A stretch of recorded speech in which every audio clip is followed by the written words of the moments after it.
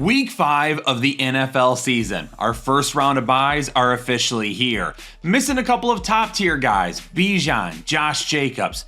Missing a couple of guys that you were probably flexing, DeAndre Swift, and he kind of screwed us over with the early game on Sunday, Jaylen Warren, but he'll be missing for a second consecutive week. So who are you going to turn to this week? Let's dive into it with our start and sit analysis for every single matchup for the running back position. And welcome to Thursday Night Football. San Francisco and the LA Rams are going to get us started this week. And of course, we're going to be starting Christian McCaffrey. Now, the LA Rams are allowing the fewest fantasy points per game to opposing running backs right now, but honestly, you're still starting Christian McCaffrey and you still feel pretty good about it. The Rams have yet to allow a rushing touchdown on the ground to running backs, but CMC is doing a vast majority of his work through the air.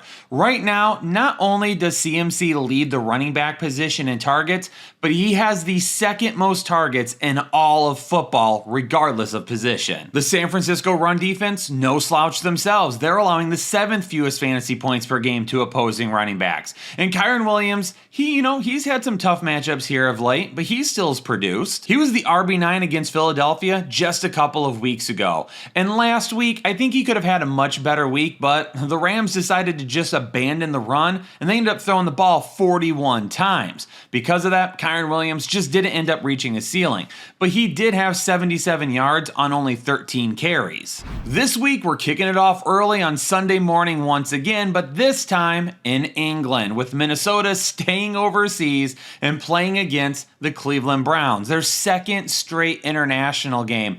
That's crazy that Minnesota was done like that. And I would love to be all in on Jordan Mason, but this matchup going up against Cleveland is not going to be great. Jahmyr Gibbs was the first running back last week to really take care of the defense for Cleveland this season.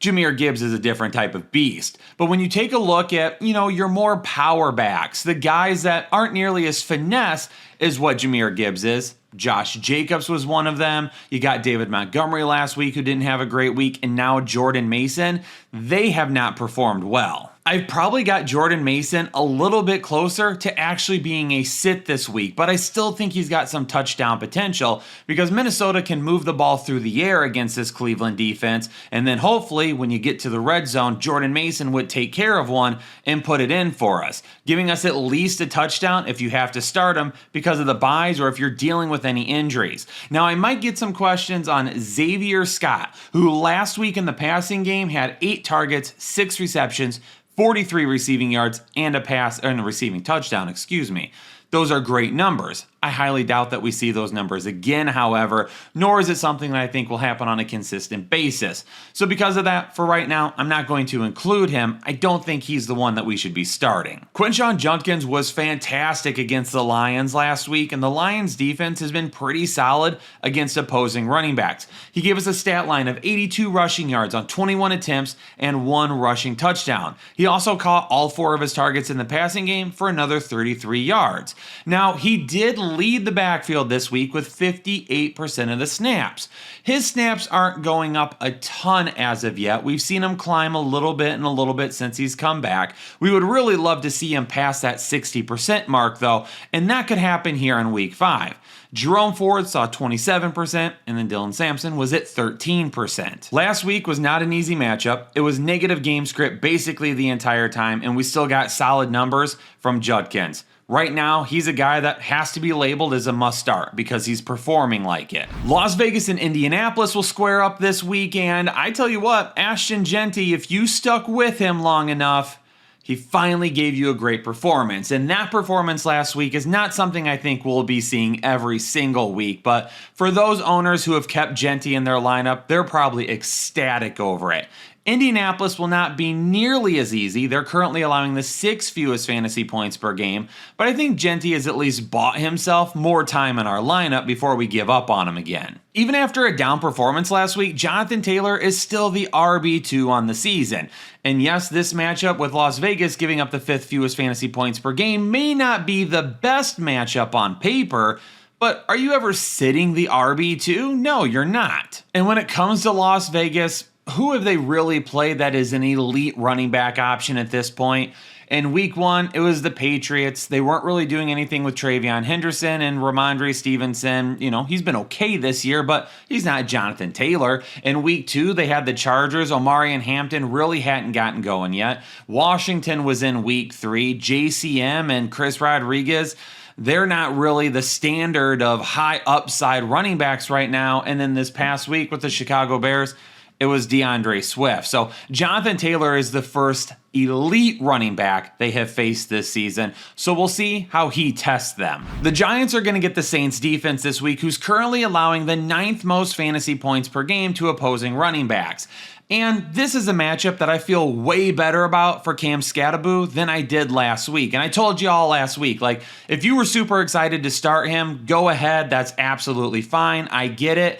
But at the end of the day, I did not have a good feeling about it, and he got you 12 fantasy points at best. So realistically, when you look at it, if you sat Cam Skattebo last week, you're probably not terribly worried about that. He only had 79 rushing yards on the ground on 25 attempts. That's averaging 3.2 yards per carry, which is not solid. And he only had 2 targets in the passing game as well. This matchup is going to be much better for him to potentially reach a better ceiling. And now that you don't have Malik Neighbors, you have to figure that the ball's going to get spread out to some other people. But is Jackson Dart going to be spreading the ball out to his running backs the way that Russell Wilson did? That's one thing that we're going to need to keep an eye on. And even though it's his really solid matchup, that's why Skattebo will be a fringe start once again. Kendre Miller showed a little bit of life last week, and is that something that we should probably expect moving forward? As of right now, probably not, but it was enough that Alvin Kamara, for me, is still a fringe start running back. We're just not seeing enough in the passing game. He did bump up to 5 targets last week, which is great, but he only caught 2 of them and did nothing with them. Now, Kamara was still at 73% of the snaps, Miller was at 31%, and this week their matchup against the Giants is a defense that allows the 5th most fantasy points per game. So it is a solid matchup for both of these guys. But once again, Alvin Kamara, without a ton of passing work, is not that high of a ceiling play. And Kendre Miller, if he continues to run like this on the ground, we'll see more and more touches for him. He's more of a stash right now, especially if you're an Alvin Kamara owner. But trying to start him on a weekly basis is not something we're doing as of yet. The Cowboys and Jets could absolutely bring us a super solid matchup at the running back position. Javonte Williams through 4 weeks is still the RB6 on the season, which I don't think a lot of people expected. I thought he was going to be the starter, and I thought he was going to be the main guy at running back, but I thought maybe he's a decent RB2. This guy is a must start right now, and you're not taking him out of your lineup. Another 20 carries last week, 3 more targets in the passing game. He's getting lots of volume, and even though Dallas's defense is absolutely terrible so far this season, they are not abandoning the run, and they're staying consistent with Williams. Breece Hall was solid last week, and now he's getting a matchup against the Dallas Cowboys, allowing the 7th most fantasy points per game. Braylon Allen is going to miss some time, so Isaiah Davis will end up being the primary backup to Breece Hall. But I think you can expect Breece Hall to continue to be on the field for a majority of the snaps. I don't think we're going to be seeing a 60-40 split here. And last week, he didn't have a ton of upside, but he ran for 81 yards on only 14 carries, and he added another 30 yards through the air with 5 receptions on 6 targets. This week, going up against Dallas, if New York can at least keep it close, then Breece Hall is going to have a really solid ceiling because they're going to continue to run the football.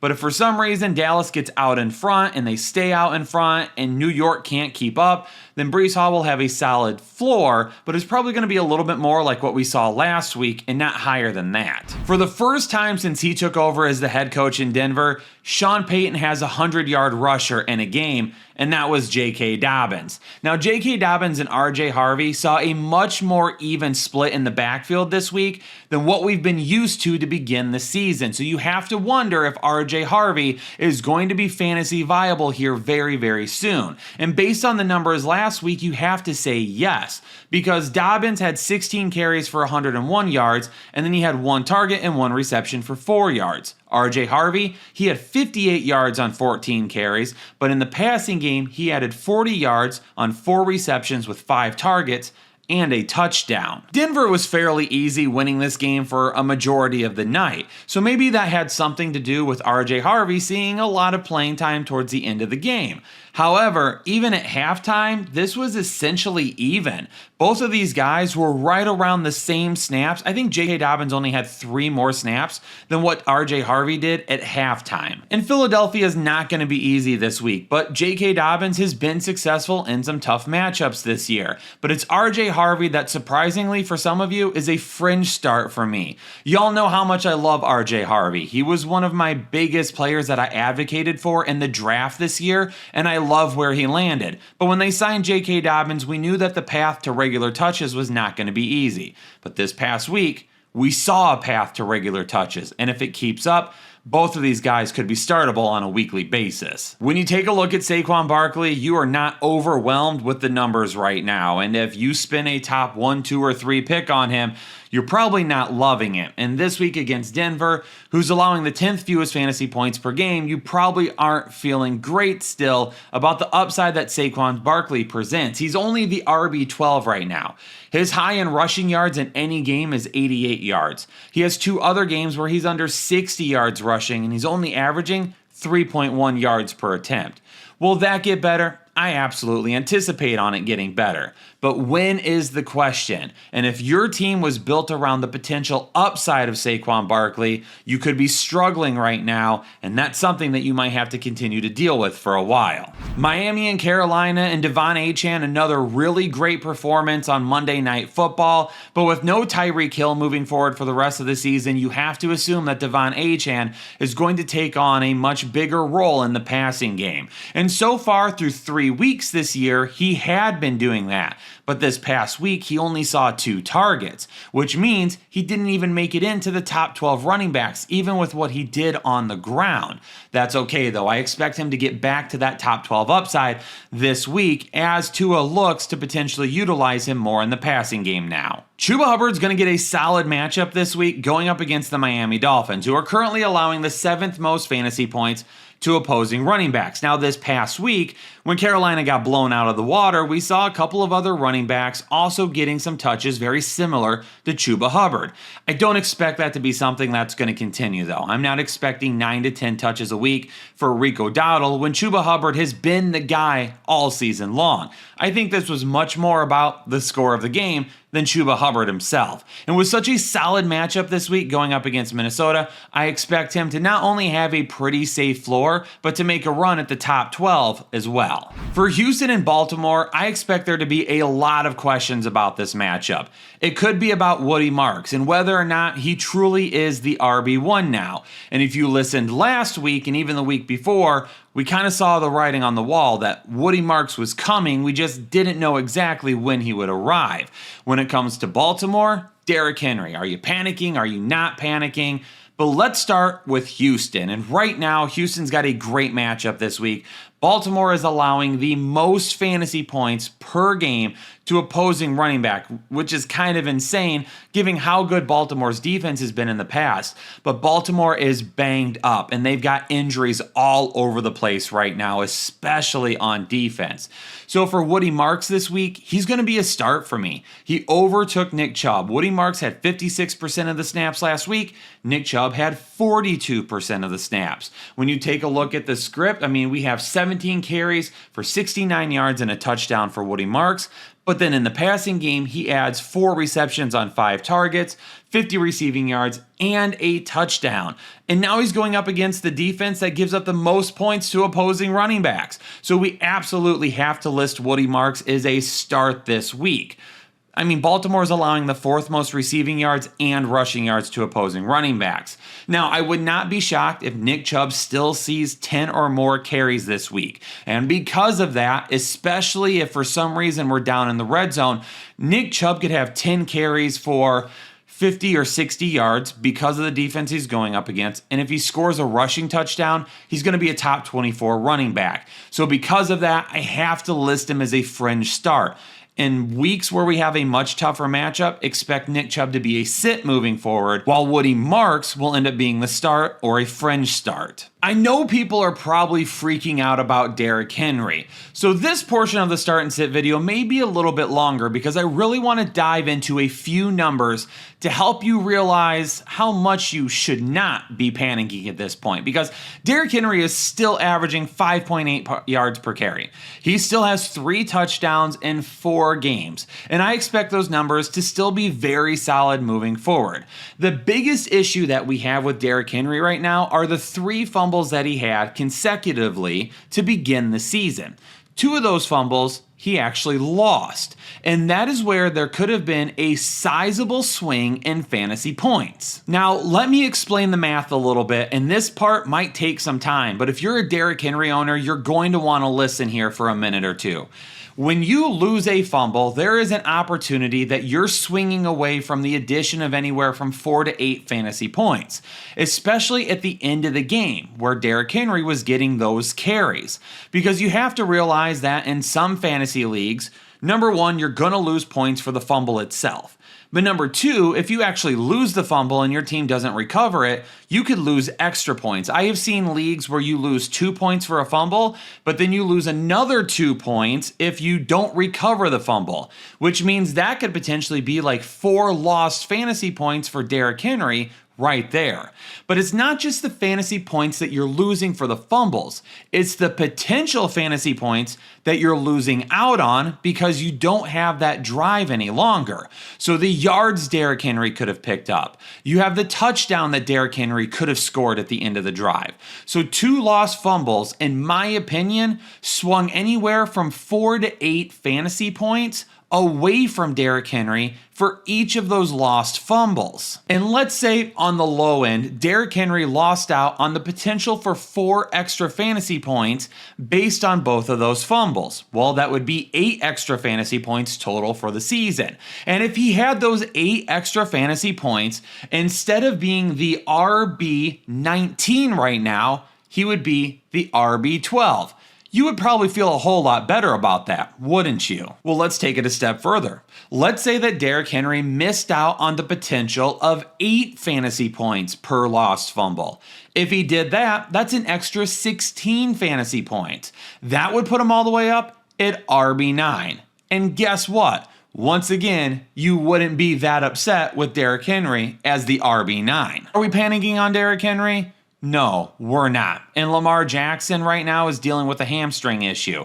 Will he play this week? We don't know as of yet. If he doesn't, Derrick Henry is going to be the main focus going up against Houston. Tony Pollard going up against Arizona. Tennessee's offense has been not great, and Cam Ward basically said as much with a little bit more colorful wording in his post-game press conference this past weekend. But Tony Pollard is exactly what we told you all he would be when you drafted him. An RB2. He's a low-end RB2, but he's getting a safe amount of touches, and he's a guy that can either be on your bench to fill in on bye weeks like this week, or he could fill in for injuries like everybody's dealing with right now, or he could be a guy that you flex on a weekly basis. I'd be fine with any of those things. And this week, he gets a matchup against Arizona, allowing the 8th most fantasy points per game. Pollard was still 14 carries for 64 yards last week and added an additional 3 targets in a blowout. That's a blowout. If Tennessee and Arizona stay a whole lot closer, Tony Pollard will have a much better week. Some people are really frustrated about Trey Benson's performance in week 4. And I don't quite get the frustrations because maybe he didn't light it up in terms of fantasy points for you, but when you take a look at everything else, it really isn't that bad. And this week now, he gets the Tennessee Titans, allowing the 4th most fantasy points per game to opposing running backs.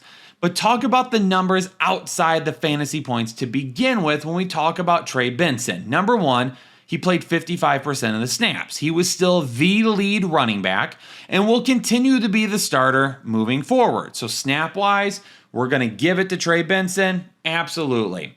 As far as touches go, the other 2 running backs only got 3 carries on the ground. Now, Trey Benson only had 8, and he had 35 yards on those 8 carries, but Arizona kind of abandoned the run game, especially when they were playing from behind for a majority of the second half, and they had to start throwing the ball quite a bit. Emari Demercado, did he get a touchdown?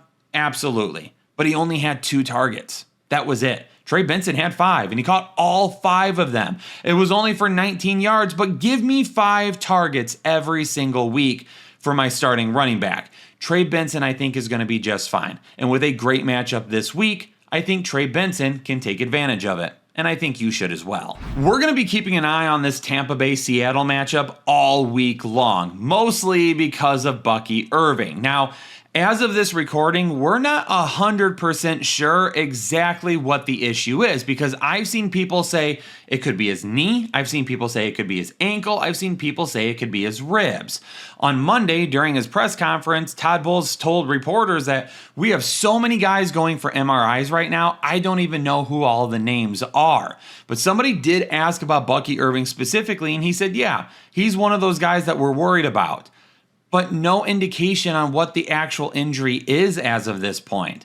So we'll keep monitoring him throughout the week. I've got to list him as a fringe start right now because if he plays and he's good to go, you can't sit Bucky Irving, especially with how good he was last week. Through the air, he dominated. 5 targets, 5 receptions, a 72-yard touchdown play. Like, that's fantastic to be getting that from basically our number 1 or number 2 running back, depending on where you drafted him. On the ground, he was pretty solid as well. And a lot of that has to do with Tristan Wirfs being back and healthy again. If Bucky Irving plays, I'm probably not starting Rachaad White, even if you want to think to yourself, hey, Irving is going to play, but he's hampered and he won't be 100%, so White's going to see more touches. Against Seattle, I'm probably still not going to play Rachaad White. Now, if Bucky Irving misses time, then Rachaad White will end up being a start for me. He'll be a low-end start with not a ton of upside, but he will be a start because I do think he sees some similar work in the passing game that Bucky did last week. For Kenneth Walker and Zach Charbonnet, snap counts were basically even yet again, with Kenneth Walker having a few more snaps than what Zach Charbonnet did. But honestly, when you take a look at the numbers, Zach Charbonnet wasn't that good. And the reason that Kenneth Walker wasn't better than what he was is because he had a pretty stupid penalty and he got pulled off the field. Hopefully that doesn't continue, and hopefully he learned his lesson, because Kenneth Walker, when he is out there, he is the superior running back to Zach Charbonnet. The numbers and the film both show it. And he ran for over 80 yards, but honestly, he should have been closer to 100 because there was 2 running plays where the offensive line got blown up and Kenneth Walker got caught pretty deep in the backfield. He did everything he could to make something out of it, but he lost several yards. He should have been over 90 yards at least if he could have just picked up 1 yard or no gain and not lost so many yards on both of those carries. So Kenneth Walker, I mean, honestly, he should have had a much bigger night than what he did. And I'm going to keep running him out there. And in this matchup going up against Tampa Bay, Walker, keep in mind, even had a pretty big 29-yard reception as well. He's going to continue to be the guy, the number 1 running back, and as long as he doesn't make stupid mistakes, Zach Charbonnet is going to see touches here or there, but Walker is going to get the ones that we want. For Detroit and Cincinnati, I'm going to need to name this my underdog must-watch matchup of the week, and it has everything to do with the insane games that Jahmyr Gibbs and David Montgomery could possibly have going up against this Bengals defense that's currently allowing the 2nd most fantasy points per game to opposing running back. And I'm not 100% sure what Jake's got cooking in the kitchen this week for underdog pick'ems, but I gotta bet that Jahmyr Gibbs and David Montgomery will both be mentioned in his research this week, given the matchup that we're going to have here. And right now, our pick'ems over on Underdog are hitting at 71% this season. But the only way that you can take advantage of that, just like a lot of our members are, is by downloading the Underdog app and joining us over there. Once you download the app, make sure you create a free account and deposit at least $10 using code word headliners. If you do that, you're going to get a super special pick'em that is almost guaranteed to hit, that you can pair with any of the pick'ems we talk about throughout the week to definitely see a whole lot of green in week 5. But you're also going to get a deposit bonus as well, so you can play a few extra pick'ems along with us. Last week, RJ Harvey and J.K. Dobbins combined for 159 yards on 30 carries, and then RJ Harvey added 40 receiving yards and a touchdown on top of that. David Montgomery and Jahmyr Gibbs could end up having a gigantic week against Cincinnati's defense. And I wouldn't be shocked if that happened. And if you have either of these guys, they are in your lineup. Unfortunately, I can't say the same thing about Chase Brown. He has not looked good yet this season. Is it all his fault? Absolutely, it's not his fault. Losing Joe Burrow is a big burden. But Chase didn't even play that well prior to Burrow's injury either. So right now, for me, against this defense, giving up the 8th fewest fantasy points per game to opposing running backs, and even though Judkins had a decent week last week, I'm not going with Chase Brown. If you own Chase Brown, I am going to look for somebody with more upside this week. He could see a few receptions in the passing game. He could give you 12 fantasy points if he gets 4 receptions. But if Detroit wins this game and wins this game easily, he's not going to do much on the ground. Washington at the LA Chargers. Not only is it a tough matchup because the Chargers are allowing the 4th fewest fantasy points per game to opposing running backs, but this backfield is basically an even 3-way split right now. Chris Rodriguez last week saw 35% of the snaps.